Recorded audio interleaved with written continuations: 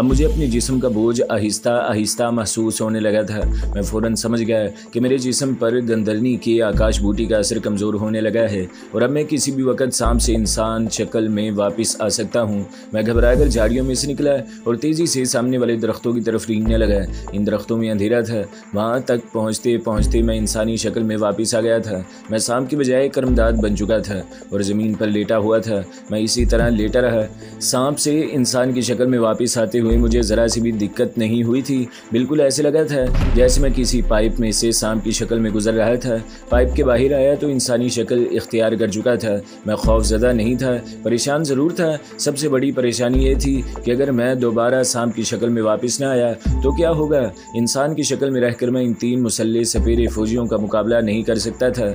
मुझे हर हालत में इस वक्त सांप की शक्ल में मौजूद होना चाहिए था जिस वक्त ये लोग मेरी बीवी को कोठरी से निकाल रहे हों। गंदरनी ने कहा था कि मैं थोड़े वक्फे के बाद सांप से इंसानी शक्ल में और इंसानी शक्ल से सांप की शक्ल इख्तियार करता रहूँगा। इसने ये भी कहा था कि ये वक्फा 1 घंटे का भी हो सकता है, 2 घंटों का भी हो सकता है और 2 मिनट का भी हो सकता है। ये सब कुछ आकाश बूटी जिसका मैंने सफूफ पिया था, इसके मेरे इंसानी जिस्म से केमिकल रद्द-ए-अमल की वजह से था। मैं जहाँ लेटा हुआ था वहाँ अंधेरा था। मैं आहिस्ता से उठ बैठा। सबसे पहले मैंने कोठरी पर निगाह डाली। कोठरी के छंबे पर जो लालटेन लटक रही थी, इसकी रोशनी में मुझे वहाँ 3 के बजाय 4 सपेरे फौजी नजर आए। मेरे खुदा दुश्मनों की तादाद में इजाफा हो रहा था और मैं निहत्था था। मेरे पास प्याज छीलने वाला चाकू तक नहीं था। कमांडो ट्रेनिंग के हिसाब से भी मैं एक ही वक्त में सामने जाकर इनकी गर्दनें नहीं तोड़ सकता था क्योंकि कमांडो कभी सामने आकर नहीं लड़ता, वो अंधेरे में शबे खून मारता है। और दूसरी बात यह थी कि ये 4 सपेरी फौजी थोर मुसल्ले थे। मैं इनका मुकाबला नहीं कर सकता था। अगर फ़र्ज़ कर लिया कि मैं 1-2 की गर्दनें तोड़ने में कामयाब भी हो जाता तो बाकी 2 मुझे स्टेन गन्नों की ब्रेस्ट मारकर भून सकती थी। मैं खुदा से दुआएं मांगने लगा कि या खुदा मुझे फिर से सांप बना दे, मुझे फिर से सांप की शक्ल अता कर दे। इतने में खुदा जाने बारिश की खनकी की वजह से या जाने किस वजह से मुझे छींक आ गई। छींक इस कदर ज़ोरदार और मेरे इख्तियार से बाहर थी कि मैं इसे रोकता ही रह गया, लेकिन वो अपना काम कर गई। छींक की आवाज़ भी बड़ी ज़ोरदार थी। छींक की आवाज़ सुनते ही 2 सपेरे फौजी तेज़ तेज़ कदमों से मेरी तरफ आए। मैं उठकर दौड़ पड़ा। उन्होंने स्टेन गन का ब्रेस्ट मारा। ब्रेस्ट उन्होंने ऊपर करके फायर किया था, वरना मैं वहीं ख़त्म हो गया था। शायद वो भी मुझे ज़िंदा पकड़ना चाहते थे। उन्होंने मुझे अंधेरे में दौड़ते देख लिया था।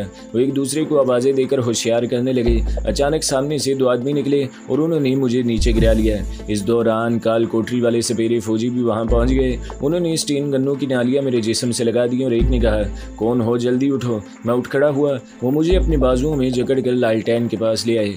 अब वो 6 आदमी थे। 4 ने स्टेन गन्नों का रुख मेरी तरफ कर रखा था, एक ने मुझे पीछे से पकड़ा हुआ था और एक जो इनका सरदार लगता था मेरी तरफ झुककर मुझे गौर से देख रहा था। इन लोगों ने मुझे पहले नहीं देखा था। इससे पहले इनके साथ जो मेरी जंग हुई थी तो हम एक दूसरे से दूर दूर रहकर एक दूसरे पर फायरिंग करते रहे थे। इस फौजी सपेरे ने मुझसे पूछा, कौन हो तुम, इधर कैसे आ गए? मैंने फ़ौरन कहा, मैं शिकारी हूँ महाराज, जंगल में शिकार खेलने निकला था, अंधेरे में रास्ता भूल कर इधर निकल आया, माफ़ कर दें। मुझे ये भी ख्याल था कि काल कोठरी में बंद मेरी बीवी जमीला शायद मेरी आवाज़ सुन ले और इसे पता चल जाए कि मैं इसकी मदद को वहाँ पहुँच गया हूँ। दूसरे सपेरे फौजी ने सख्त लहजे में कहा, तुम शिकारी हो तो तुम्हारी बंदूक कहाँ है? तुम तो अपने लिबास से कोई जोगी मालूम होते हो। सच बताओ तुम कौन हो और तुम्हें यहाँ किसने भेजा है? तीसरे सपेरे फौजी ने कहा, ये पुलिस का जासूस है, इसे झांसी की CID पुलिस ने आलोक नगर की जासूसी के लिए भेजा है, इसे यहीं ख़त्म कर दो, ये हमारा दुश्मन है। सरदार सपेरा बोला, मुझे ये हमारे दुश्मन नाग मंदिर वालों का जासूस लगता है,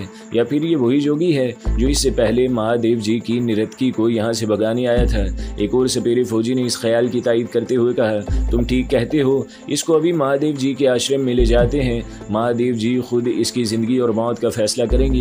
मैं दुहाई देने लगा कि मैं मामूली जोगी हूँ, मेरा नाग मंदिर से कोई ताल्लुक नहीं, मैं जंगल में अपनी कुटिया का रास्ता भूलकर इधर आ निकला हूँ। उन्होंने मुझे मारना शुरू कर दिया। वो मुझे घोंसे मार रहे थे, लाते मार रहे थे और कहते जा रहे थे, तुम दुश्मन के आदमी हो, नाग मंदिर के जोगी जासूस हो, हम तुम्हें जिंदा नहीं छोड़ेंगे, चलो इसे महादेव जी और गंगोली सपेरे के पास ले चलो। उन्होंने फौरन मेरे दोनों हाथ स्टीन गन की सिलिंग उतार कर मेरे पीछे कसकर बांध दिए और 4 सपेरे मुझे ठुड्डे मारते, खींचते बल्कि घसीटते हुए महादेव के शैतानी आश्रम की तरफ लेकर चल पड़े। मेरी रिहाई की सिर्फ एक ही सूरत थी कि मैं महादेव के आश्रम तक पहुंचने से पहले इंसान से सांप की शक्ल में वापस आ जाऊं। गंदरनी ने कहा था कि ये वक्फा 1 घंटे का भी हो सकता है, मगर इस वक्त मैं अपने जिस्म में शाम बन जाने से पहले के कोई असरात और निशानियां महसूस नहीं कर रहा था। मैं इन चारों से निमट सकता था, मगर एक तो उन्होंने मेरे दोनों हाथ बड़ी मजबूती से मेरी पुश्त पर बांध रखे थे, दूसरा मैं इस कश्मकश में था कि अगर मैं किसी तरह रस्सी तोड़ाकर इनसे गुत्थम गुत्था हो गया और उन्होंने फायरिंग शुरू कर दी तो वहाँ और भी फौजी आ जाएंगे और फिर ना सिर्फ ये कि जमीला को वहाँ से निकालने का मिशन धरे का धरा रह जाएगा, बल्कि मुमकिन है मैं भी जिंदा न बच सकूंगा।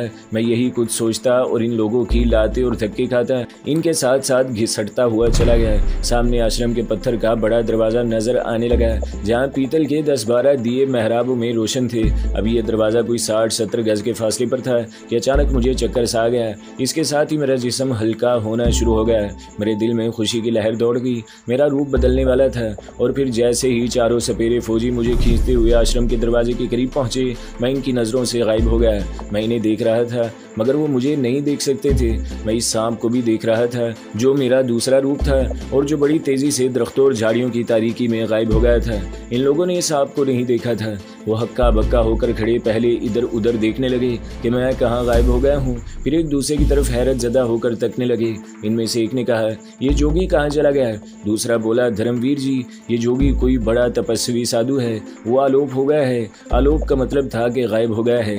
भारत में इस किस्म के साधुओं और जोगियों के बारे में बड़े किस्से मशहूर हैं कि फलां जोगी बैठे बैठे गायब हो जाता है, फलां साधु हवा में उड़ता देखा गया है। महादेव के आश्रम के ये लोग भी सपेरे पुजारी थे। इनके लिए ये बात कोई इतने अचंभे की नहीं थी। परेशानी इन्हें इस बात की थी कि महादेव के दुश्मन नागमंदिर का साधु जो वहाँ जासूसी करने आया था इनके हाथ से निकल गया है। मैं करीबी झाड़ियों में छुपा इन लोगों को देख रहा था और सोच रहा था कि अगर मैं इन चारों को डस कर इसी जगह ढेर कर दूं तो इसका क्या नतीजा निकल सकता है। मुझे ये मालूम नहीं था कि मेरे डसते ही ये लोग गिर कर मर जाएंगे या मरने से पहले मुंह से कोई आवाज़ वगैरह भी निकालेंगे। गंदलनी के बकौल मेरे अंदर इतना जहर था कि मेरे डसने से आदमी का जिस्म इसी वक्त फट जाता। फ़र्ज़ कर लिए मैं एक आदमी को डसता हूँ, वो गिरता है तो दूसरा शोर मचाता हुआ या तो भाग सकता है या मुझे देखकर मुझ पर अंधाधुंध गोलियां बरसा सकता है और फायरिंग के धमाके सारे आश्रम को बेदार कर सकते हैं। यहाँ बड़ी अकल और सूझबूझ से काम लेने की ज़रूरत थी। चुनाचा मैंने इन्हें कुछ न कहा और झाड़ियों के अंधेरे में छुपा रहा। चारों वापस कोठरी की तरफ चले गए। मैं भी इनके पीछे पीछे रेंगने लगा। उन्होंने कोठरी के बाहर पहरा देते सपेरे फौजियों को सारा माजरा सुनाया तो इनमें से एक ने कहा, मुझे तो पहले ही शक था कि रात के वक्त ये जोगी जंगल की तरफ आया है तो यूं ही नहीं आया, ये ज़रूर आलोप साधु होगा। अब क्या करें, अगर वो आलोप हो गया है तो यहीं कहीं मौजूद होगा। एक सपेरे फौजी ने कहा। दूसरा बोला, मौजूद होगा तो हमारा क्या बिगाड़ लेगा, वो खुद ही यहाँ से भाग जाएगा या फिर जासूसी करने आश्रम की तरफ चला गया होगा। हमें खामोश रहना चाहिए, किसी को इस बारे में कुछ नहीं बताना चाहिए। हाँ, ये तुमने ठीक कहा, सपेरे फौजियों का सरदार बोला। हम जाते हैं, महादेव जी के पुजारी नृतकी को लेने आते ही होंगे, तुम इनसे भी आलोप जोगी के बारे में कोई बात न करना। इतना कहकर चारों सपेरे फौजी वहां से चले गए। मैंने इत्मीनान का सांस लिया है क्योंकि अब मैं इन दो आदमियों से और जो पुजारी मेरी बीवी को लेने आने वाले थे निमट सकता था। ज्यादा से ज्यादा वो दो पुजारी ही हो सकते थे। मैं एक तरफ झाड़ियों में सिमट कर बैठ रहा। बारिश थम चुकी थी। चूंकि इलाका नीम पहाड़ी था, वहाँ कहीं भी पानी खड़ा नहीं हुआ था। दोनों सपेरे फौजी अपने साथियों के जाने के बाद पत्थर के सुटूलों पर बैठ गए और आपस में आलोप जोगी यानी मेरे बारे में बातें करने लगे। रात गुजरती चली गई। भी 1 घंटे बाद दोनों सपेरे फौजी उठ खड़े हुए और चाको चौबंद होकर कोठरी के दरवाजे के सामने खड़े हो गए। इनमें से एक ने कहा, आश्रम के पुजारी आ रहे हैं। मैंने अपनी सांप की सिरी घुमाकर आश्रम की जानिब वाले दरख्तों की तरफ देखा। 2 दुबले पतले आदमी गिरवी धोतियां और जेनियों पहने हाथ में फूलों के हार लिए आहिस्ता आहिस्ता कोठरी की तरफ चले आ रहे थे।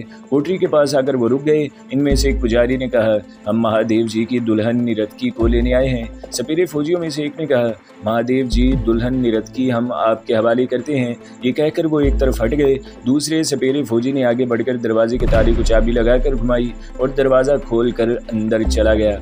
थोड़ी देर के बाद वो कोठरी से निकला तो मेरा इंसानी दिल जोर से धड़क उठा। इसके साथ मेरी बीवी जमीला सर झुकाए सुर्ख रंग की साड़ी पहने चली आ रही थी। मेरा खून तेजी से मेरी रगों में गर्दिश करने लगा। इस वक्त मुझे ऐसा लग रहा था कि मैं इस सारे आश्रम को तहस नहस कर सकता हूँ। मैंने जमीला के चलने के अंदाज से मालूम कर लिया था कि वो बादल नखास्ता चल रही है।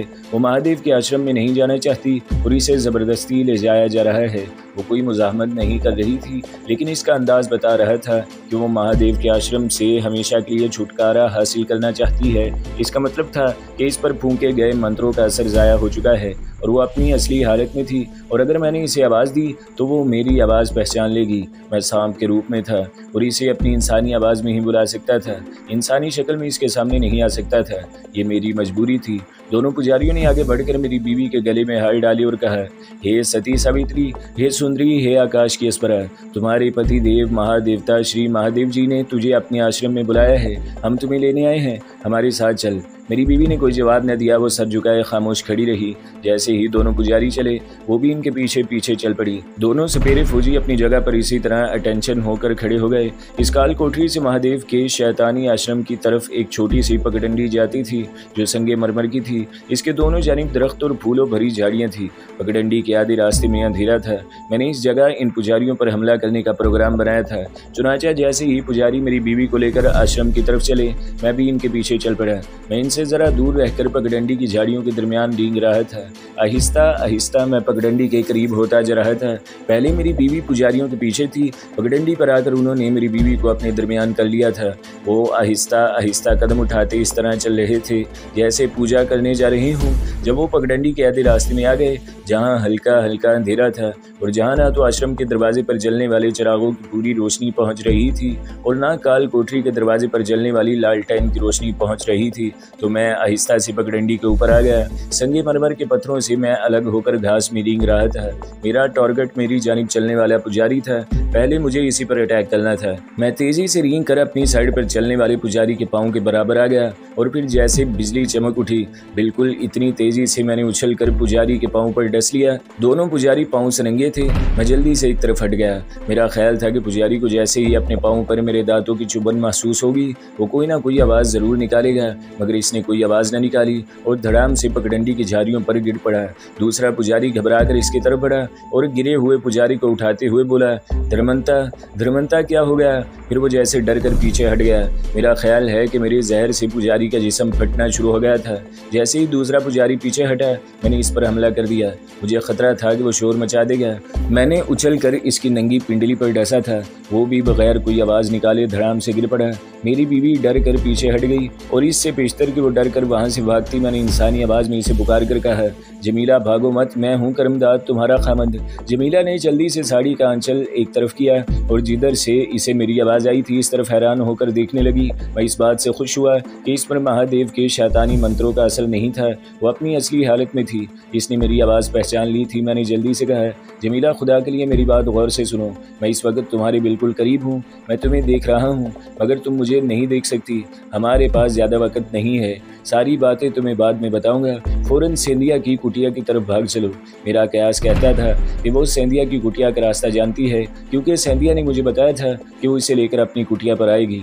जमीला अभी तक हैरत ज़दा होकर खड़ी थी। मैंने एक बार फिर इसको कहा, खुदा के लिए जल्दी करो, अगर तुमने वक्त ज़ाया किया तो याद रखो फिर हम सारी ज़िंदगी कभी एक दूसरे से मिल नहीं सकेंगे। मैं जो कहता हूँ इसी तरह करो। मैं एक ख़ास तलीसम के असर से तुम्हें दिखाई नहीं दे रहा है। यहाँ से निकलने के बाद मैं तुम्हारे सामने ज़ाहिर हो जाऊँगा। जल्दी से सिंधिया की कुटिया की तरफ दौड़ पड़ो। क्या तुम जानती हो इसकी कुटिया कहाँ है? जमीला ने सहमी हुई आवाज़ में कहा, हाँ वो इस तरफ है। मैं बड़ी धीमी आवाज़ में बात कर रहा था। मैंने कहा, बस इस तरफ भाग चलो, मगर अपने आप को छुपाए रखना, कोई तुम्हें देख न ले, फिक्र न करना, मैं तुम्हारे साथ हूँ। वो वहीं से झाड़ियों की तरफ हो गई और इसने मशी की तरफ, इन दरख्तों की तरफ दौड़ना शुरू कर दिया जिनके अकब में सेंधिया की कुटिया थी। मैं भी तेजी से इसके पीछे रेंगने लगा।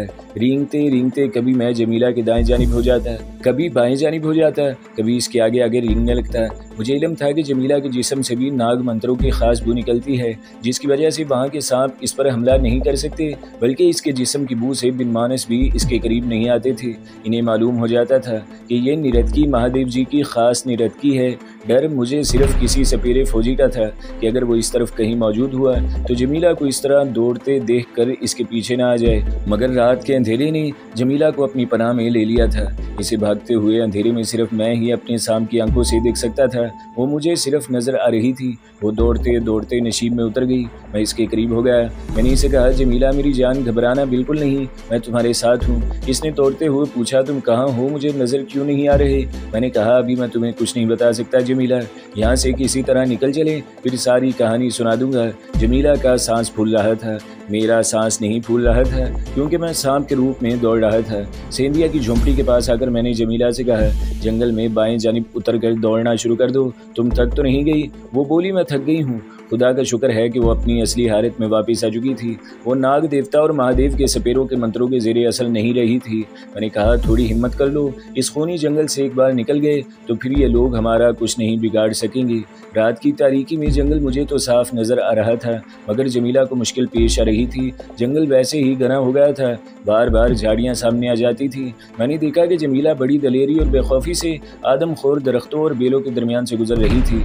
वो दौड़ नहीं सकती थी क्योंकि जंगल में झाड़ झंकाड़ इतना उगा हुआ था और दरख्त इतने करीब करीब थे कि यहाँ दौड़ने का सवाल ही पैदा नहीं होता था। मैं इस ख्याल से परेशान था कि जब महादेव के आश्रम में पुजारी जमीला को लेकर नहीं पहुँचेंगे तो महादेव इनकी तलाश में अपने आदमी भेजेंगे। जब इसे पता चलेगा कि काल कोठरी और आश्रम के दरमियान बाग की पगडंडी पर दोनों पुजारी मरे पड़े हैं और जमीला गायब है, तो वहाँ कोहराम मच जाएगा। महादेव की मुसल्ली फौज सारे जंगल को घेरे में ले लेगी। इसलिए मैं जमीला को लेकर खूनी जंगल से जितनी जल्दी हो सके निकल जाना चाहता था, लेकिन जमीला एक ख़ास रफ्तार से ज़्यादा नहीं चल सकती थी। जंगल के दरख्त भी इसे तेज़ तेज़ नहीं चलने देते थे। मैं सांप की शक्ल में थोड़ी थोड़ी देर बाद गर्दन घुमाकर पीछे देख लेता था और ज़ुबान निकाल कर सूंघ लेता था कि पीछे फौजी तो नहीं आ रहे। जंगल में खामोशी तारी थी। अभी हम खूनी जंगल के आधे रास्ते में ही थे कि आश्रम की तरफ से फायरिंग की आवाज़ें सुनाई दी। ये स्टेन गन्नों की फायरिंग थी।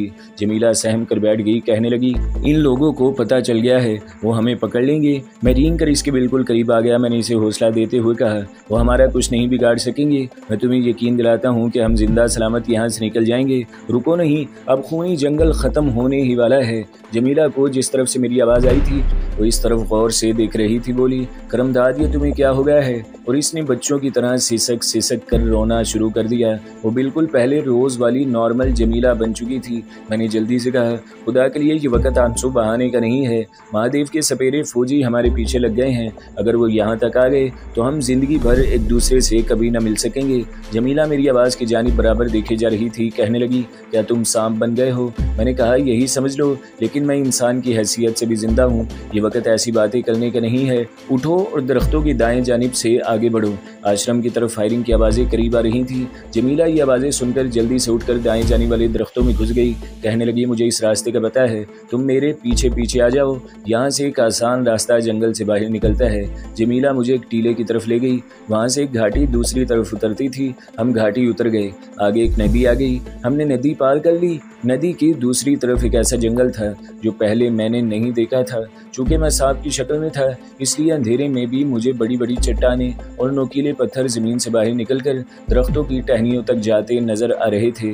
जमीला झाड़ियों को एक तरफ हटाती तेज़ तेज़ चल रही थी। मैं इसके पाँव के साथ ही रेंग रहा था। इसे मालूम हो गया था कि मैं किसी हादसे की वजह से या किसी तलीसम की वजह से इंसान से सांप की शक्ल इख्तियार कर गया हूँ। इसके बाद इसने मुझसे इस बारे में कोई सवाल न किया। मैंने पूछा, ये रास्ता मैंने पहले नहीं देखा। वो बोली, मुझे गंगोली सपेरा इसी रास्ते से महादेव के आश्रम तक ले गया था। ये महफूज इलाका है और छोटा भी है। जमीला ने बिल्कुल ठीक कहा था। हमारे हकम में महादेव के सपेरे फौजियों की फायरिंग की आवाज़ अब दूर हो गई थी। वो खूनी जंगल के रिवायती रास्ते की तरफ हमारी तलाश में जा रहे थे, जबकि हम दाएं जानिब एक दूसरे रास्ते पर चले जा रहे थे। रास्ते में कहीं कहीं नशीब में बारिश का पानी भरा हुआ था। हम इससे बचकर जा रहे थे।